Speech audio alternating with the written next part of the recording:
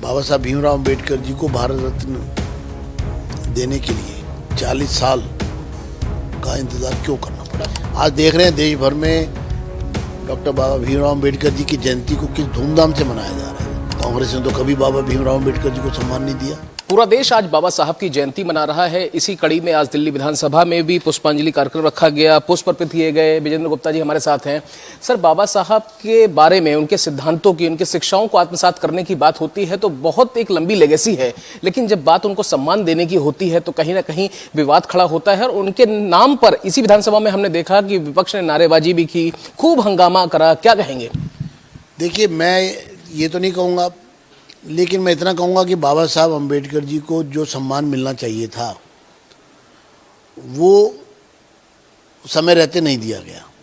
जब बाबा साहब भीमराव अंबेडकर जी नेहरू जी की कैबिनेट से बाहर आए, रिजाइन दिया, तो वो रुष्ट थे। कांग्रेस ने कभी उनको संभाला नहीं, उनको हमेशा एक तरह से तिरस्कृत किया और राजनीतिक द्वेष भाव से उनके साथ व्यवहार किया।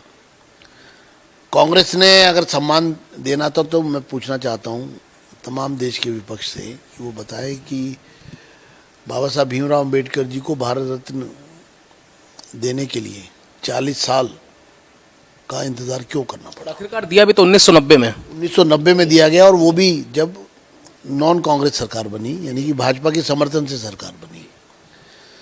तो बाबा साहब भीमराव अंबेडकर जी के आज जयंती पर आज पूरा राष्ट्र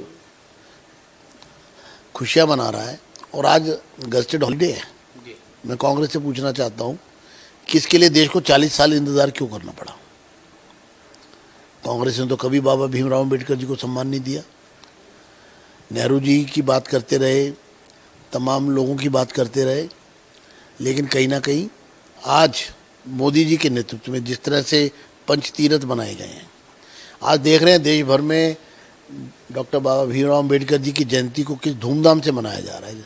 जगह जगह कार्यक्रम हो रहे हैं, स्वयं प्रधानमंत्री जी कार्यक्रमों में जा रहे हैं, पार्लियामेंट के अंदर हो, दिल्ली की असेंबली हो, हर जगह उनको खुशियाँ मनाई जा रही है, मिठाई बांटी जा रही है। एक बात ये भी है कि चाहे महू की बात हो, चाहे फिर वो लंदन की बात हो जहां बाबा साहब रहते थे जिस घर में, या फिर दूसरी जगहों की बात हो, क्या सिर्फ बाबा साहब के नाम पर राजनीति करके, नारेबाजी करके ही काम चल जाएगा, या फिर उनकी शिक्षाओं को आत्मसात करने का भी ये सही समय है जो कम से कम सीखना चाहिए दूसरी पार्टियों को?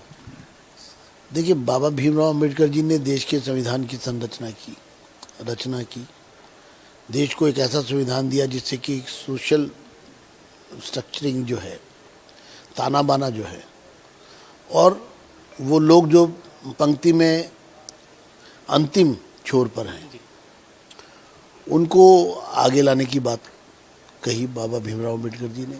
समरसता की बात हुई, और इसको लेकर के आज देश की प्रधानमंत्री और देश की केंद्र सरकार जिस तरह से काम कर रही है, जिस तरह से पंचतीर्थ बनाए गए हैं, जिस तरह से उनकी शिक्षाओं को सिर्फ आत्मसात करने का ही विषय नहीं है, बल्कि लोग अपने व्यवहार में ला रहे हैं, सरकार अपने व्यवहार में ला रही है, और हर जन में एक जागृति आ रही है, जिससे कि भारत तेजी से आगे बढ़ेगा, हमारा ये मानना है। लेकिन जिन लोगों ने नारेबाजी लगाते हैं या उनके नाम पर राजनीति करते हैं, वोट बैंक बनाने की कोशिश करते हैं, उन्होंने कभी सही मायनों में डॉक्टर बाबा भीमराव अंबेडकर जी के शिक्षाओं को स्थापित करने के लिए कोई ठोस कदम नहीं उठाए। आखिरी सवाल मैं और आपसे लेना चाहूँगा चलते चलते। लगातार हम इंडिया अलायंस के नेताओं को देखते हैं, स्पेशली राहुल गांधी को देखते हैं, अरविंद केजरीवाल, आतिशी, सभी लोग ये कहते हैं कि साहब संविधान खतरे में है। दरअसल खतरे में है कौन, ये भी जरा बताइए। मैं तो इस पर इतना ही कहूँगा कि ऐसे लोगों को आत्मचिंतन करना चाहिए। अपनी राजनीतिक खोई हुई जो उनका फील्ड है, उसको बचाने के लिए वो कम से कम इस तरह झूठ ना बोलें। देने के लिए बहुत शुक्रिया। तो साफ तौर पर आप विजेंद्र गुप्ता जी को सुन रहे हैं, वो ये कह रहे हैं कि हकीकत में और सही मायनों में आज बाबा साहब की शिक्षाओं को आत्मसात करने की जरूरत है।